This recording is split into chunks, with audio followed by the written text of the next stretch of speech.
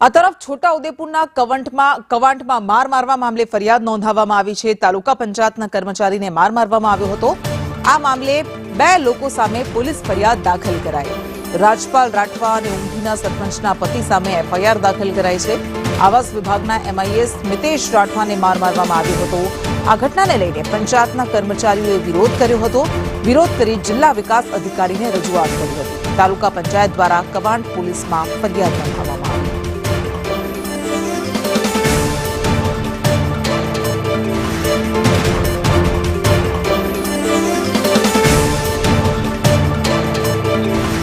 વધુ વિગત સાથે સંવાદદાતા અમિત પટેલ જોડાઈ ગયા છે। અમિત, આખી ઘટના શું હતી અને શું કાર્યવાહી કરાઈ છે?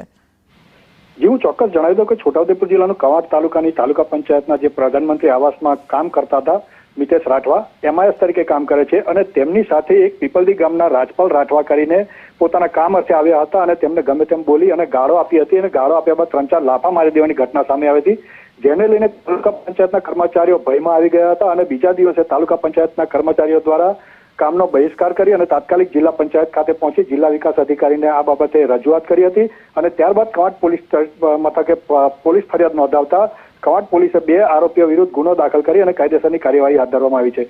મહત્વની વાત એ છે કે છોટાઉદેપુર જિલ્લાનો જે અંતરિયાળ વિસ્તાર છે ત્યાં આ રીતની દાદાગીરી અવારનવાર જોવા મળી રહી છે, જેને લઈને કર્મચારીઓમાં ભય જોવા મળી રહ્યો છે। જી બિલકુલ, આભાર।